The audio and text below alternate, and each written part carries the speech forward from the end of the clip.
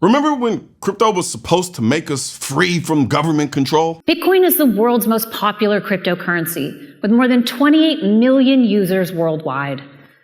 You can kind of think about it like digital gold, except it's built using cryptography and algorithms that ensure that it can't be manipulated by corrupt governments or people with undue influence. Well, now a Democrat-funded crypto CEO has basically turned it into a permission slip for your wallet. You can buy memes, but not a gun, unless Silicon Valley says so. A major digital currency company, Circle Internet Group, just updated its terms and says that you can't use its coin, the US dollar coin, USDC, to buy any weapons of any kind, including firearms, ammunition, knives, explosives, or even related accessories. According to an NRA ILA report titled Major Digital Currencies Terms of Use Prohibited Firearm and Ammunition Sales, the company's policy literally states using USDC or the USDC services for transactions related to the following is prohibited: weapons of any kind, including but not limited to firearms, ammunition, knives, explosives, or related accessories. So let me get this straight. You can use crypto to buy dog coins, gamble online, and probably fund a dancing frog NFT project, but you can't use it to buy a Glock? As Americans for Tax Reform reported in You Can't Buy a Gun with Dem Donor stablecoin, Circle CEO is an avid donor to Democrats according to his FEC profile.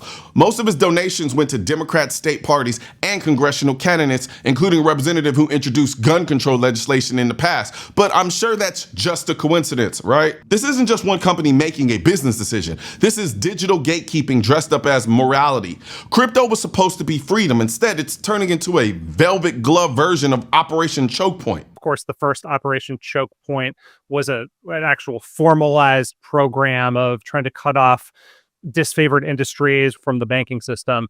Operation Chokepoint 2.0, as you describe it, was kind of a less formalized effort to do the same to crypto, choking them off from access to the financial system. The NRA ILA article put it perfectly. In a world where governments and some financial institutions seek to curtail lawful transactions they disfavor, digital currency becomes attractive. Exactly. That's why crypto even exists. It was supposed to be uncensorable, a way for people to transact freely without political bias or government interference. But Circle's new policy proves that even in supposedly decentralized worlds, ideological control finds a way in. They literally place firearms, a constitutionally protected right, in the same prohibitive category as money laundering and terrorist financing.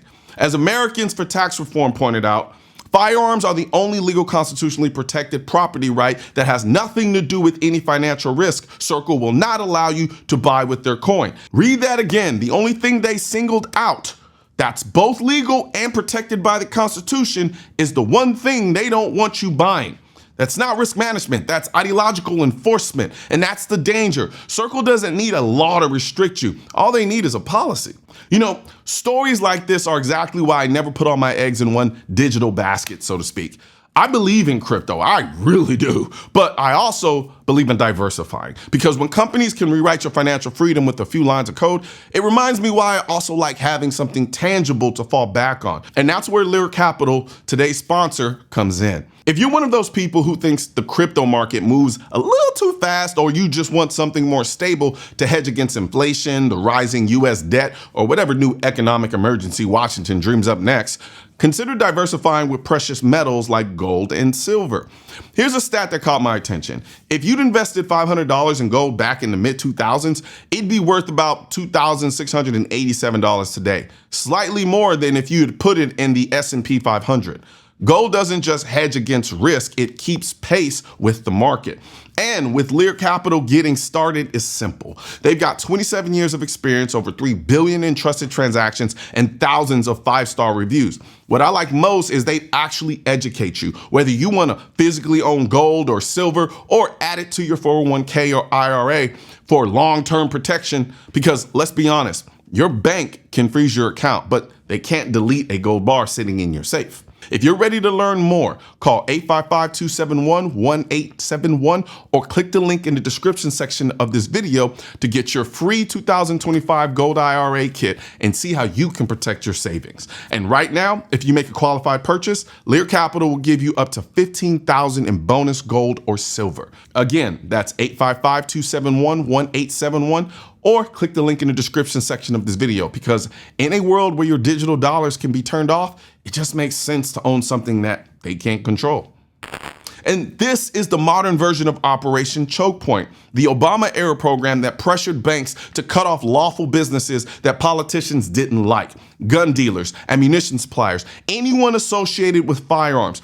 As the NRA ILO reminded readers, the Obama administration introduced Operation Chokepoint, a program to weaponize the banking industry and financial service providers against certain lawful businesses and merchants.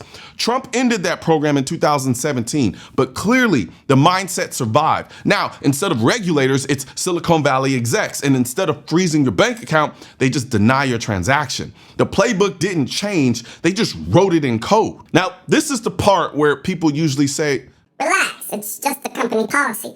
but that's exactly how freedom disappears. You see, quietly, through policies, that's how they do that. You don't lose your rights all at once. You lose them transaction by transaction, click by click. Crypto was supposed to free us from government control. Now, part of it is being used to enforce it.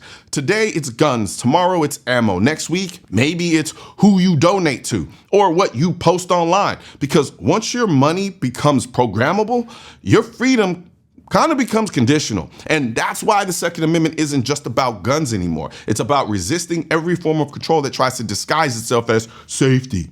So yeah, you can buy a meme coin, but apparently freedom is out of stock.